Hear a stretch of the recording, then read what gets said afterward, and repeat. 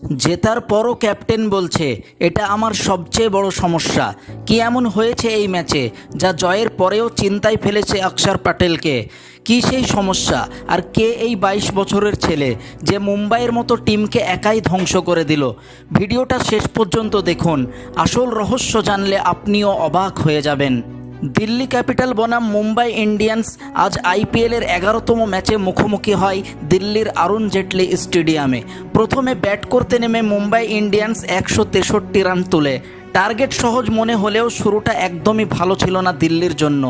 দলের মাত্র 7 রানের স্কোরে আউট হয়ে যান দিল্লির বিস্ফোরক ওপেনার কেএল রাহুল এবং তারপরেই নীতিশ রানা 0 রানে রান আউট হয়ে যায়। তখন মনে হচ্ছিল যেন 163 রানের এই টার্গেট দিল্লি হয়তো তুলতে পারবে না, আর মুম্বাই ইন্ডিয়ান্সের বোলারদের কাছে দিল্লির কেলা ভেঙে পড়বে। কিন্তু তারপর মাঠে নামলো এক ঝড়, এক তুফান, শামির রিজভি।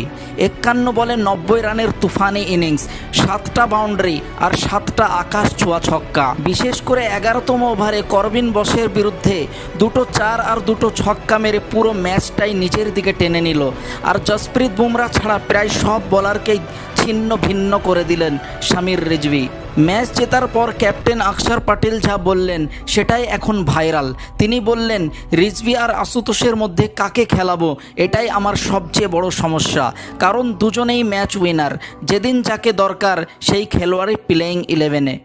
অক্ষর প্যাটেল আরও বললেন, টি-20 ক্রিকেটে ফ্লেক্সিবিলিটি সবচেয়ে গুরুত্বপূর্ণ।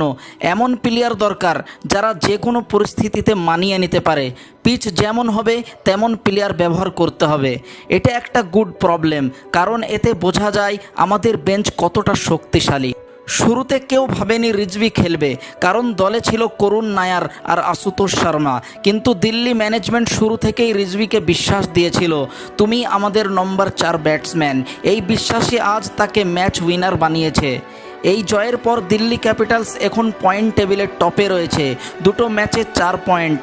এখন প্রশ্ন হলো, রিজভি কি এই ফর্ম ধরে রাখতে পারবে, নাকি পরের ম্যাচে আশুতোষ শর্মা কামব্যাক করবে?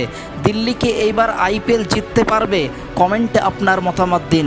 ভিডিওটি ভালো লাগলে লাইক করুন আর সাবস্ক্রাইব করতে ভুলবেন না এমনই থ্রিলিং ক্রিকেট আপডেট পেতে।